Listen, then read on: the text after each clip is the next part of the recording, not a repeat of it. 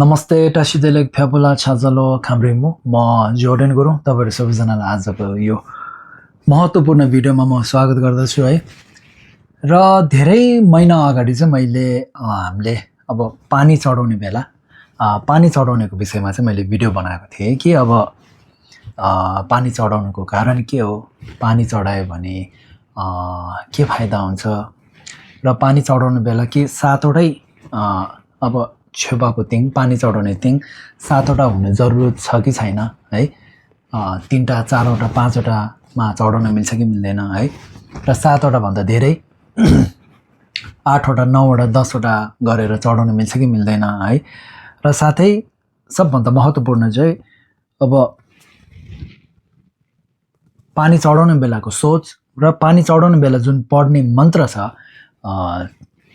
त्यसको बारेमा मैले भनेको थिएँ। तर त्यो बेला चाहिँ मैले अब पानी चढाउने मन्त्र चाहिँ मैले त्यो भिडियोमा तपाईहरुको लागि भनेर लेख्नु सकिनँ र आज चाहिँ अब पानी चढाउने बेला पढ्ने मन्त्र जुन चाहिँ छोटो र लामो मन्त्र हुन्छ त्यसको बारेमा भन्ने छु। अब छोटो मन्त्र त त्यही हो, ओम आहु ओम आहु ओम आहु भन्दै पानी चढाउनु होला है। पानी चढाउने बेला अब या त यो छोटो मन्त्र पढ्नु पर्यो या त हामीले लामो मन्त्र पढ्नु पर्यो है त।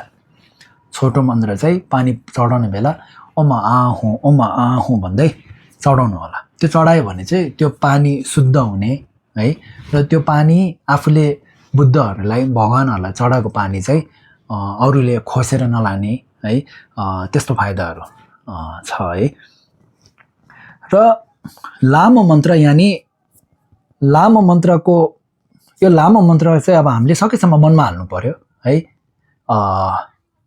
अब तर तपाईहरुले अब सुरुमा मनमा जानेन भने पनि एउटा कपीमा लेखेर हुन्छ कि है, केही एउटामा कागजमा लेखेर चाहिँ त्यो पढ्दै यो पानी चढाउनु भयो भने हुन्छ।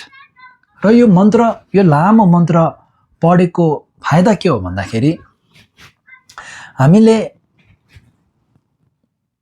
आफ्नो घरमा मानौँ अब एउटा छेपा अब पानी चढाउँदाखेरि सातवटा अब छेपाको तिङमा पानी चढाउने तिङमा सातवटा छ भने त्यसलाई हामीले लाखौं गुणा करोडौं गुणा बढाउने चाहिँ यो मन्त्रले गर्छ है।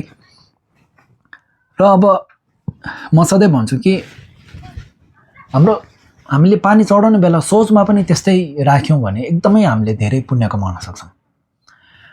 अब हाम्रो घरमा मानौँ हाम्रो घरमा अब एउटा बुद्धको फोटो होला, आफ्नो गुरुहरूको फोटो होला या अथवा बुद्धको मूर्ति होला, गुरु ऋषिको मूर्तिहरू होला है।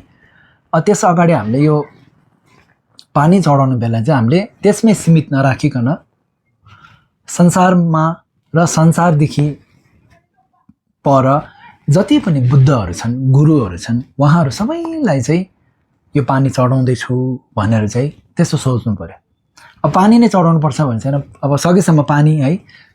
अनि अब अझै सक्नुहुन्छ भने फलफुलहरू चढाउन सक्नुहुन्छ है, बिस्कुटहरू धेरै चिजहरू चढाउन सक्नुहुन्छ तपाईले है त। र त्यस्तो सोच्यो भने चाहिँ धेरैभन्दा धेरै ठुलो फाइदा हुन्छ। जस्तै एउटा मानौँ एउटा कसै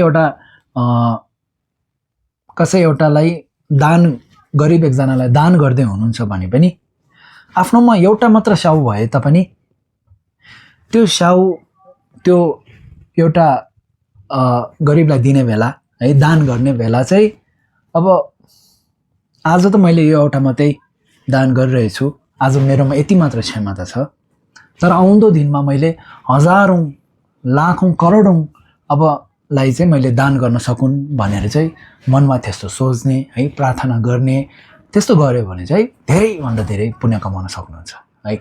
मैले सधैँ भन्छु कि अब हेर्दाखेरि बुद्ध धार्मिक कार्यहरू जस्तो गरेको जस्तो देखे पनि सोच ठुलो छ भने पुण्य पनि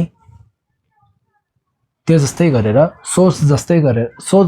आफ्नो सोच जति ठुलो छ त्यति ठुलो पुण्य कमाउन सक्नुहुन्छ भनेर म सधैँ तपाईहरुलाई भन्ने गर्छु है। र अब अन्तमा अब यो मन्त्र चाहिँ मैले तपाईहरुको लागि भनेर नेपालीमा पनि लेखिदिएको छु र इङ्ग्लिसमा पनि, अब इङ्ग्लिस पढ्न जान्नुहुनेहरूको लागि इङ्ग्लिसमा पनि लेखिदिएको छु है। राम्ररी हेर्नु होला। यो मन्त्रलाई म 3 चोटि पढेर सुनाउँछु है।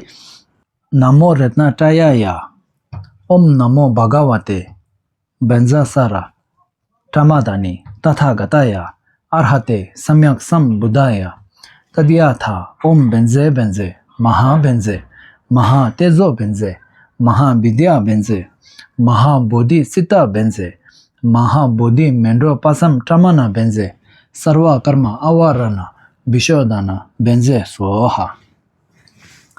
नमो रत्नत्रयाय, ओम नमो भगवते व्यञ्जसार प्रमादानि तथागताय अर्हते सम्यक् सम्बुद्धाय तद्याथा ओम व्यञ्जे व्यञ्जे महाव्यञ्जे महातेजो व्यञ्जे महाविद्या व्यञ्जे महाबोधि सिद्ध व्यञ्जे महाबोधि मेण्डोपशम प्रमाण व्यञ्जे सर्वकर्म अवरण विशोधन व्यञ्जे स्वाहा। नमो रत्नत्रयाय, ओम नमो भगवते व्यञ्जसार प्रमादानि तथागताय अर्हते सम्यक् सम्बुद्धाय तद्याथा ओम व्यञ्जे व्यञ्जे महाव्यञ्जे महातेजो व्यञ्जे महाविद्या व्यञ्जे महाबोधि सिद्ध व्यञ्जे महाबोधि मेण्डोपशम प्रमाण व्यञ्जे सर्वकर्म अवरण विशोधन व्यञ्जे स्वाहा। हजुर, अब यो लामो मन्त्र चाहिँ यस प्रकारको थियो है। अब यसलाई हामीले जति धेरै जप्न सके पनि हुन्छ है। अब तपाईँले एकदम ढिलो पढ्नुहुन्छ भने बिस्तारै गरेर एकचोटिमा त पढ्दा पनि भयो, तर सोचमा चाहिँ लिनु होला कि मैले आज चढाएको यो जुन पानी छ त्यो चाहिँ संसारभन्दा पर भयभरको बुद्धहरू गुरुहरूलाई चाहिँ म चढाउँदैछु भनेर चाहिँ यो मन्त्र पढ्नु होला है। र अब यो अघि मैले भने चाहिँ एउटा कागजमा लेखेर पढ्नु भयो भने हुन्छ, तर अब हातमा समातेर पानी चढाउन गाह्रो हुन्छ भने पानी नचढाउनु अगाडि एकचोटि पढ्नु है। र पानी चढाइसकेपछि फेरि हातमा लिएर त्यो कागजमा हेरेर फेरि पढ्नु होला, त्यस्तो पनि गर्न सक्नुहुन्छ है। र हजुर, र मनमा छ भने पानी चढाउँदै चढाउँदै जतिपल्ट सक्नुहुन्छ त्यति नै पढ्न सके राम्रो हुन्छ है। हस् त, यो चाहिँ थियो अब पानी चढाउनु बेला पढ्ने यो लामो मन्त्र तपाईँहरूको लागि भनेर मैले लेखेर देखाइदिएको छु है।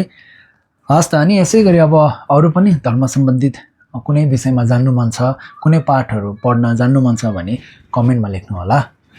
समय लाग्ला तर म अवश्य त्यसबारे म भिडियो बनाउने छु है। हस् त, अनि यो भिडियोलाई सेयर गरिदिनु होला, सब्सक्राइब गरिदिनु होला। हस् त, अनि धन्यवाद।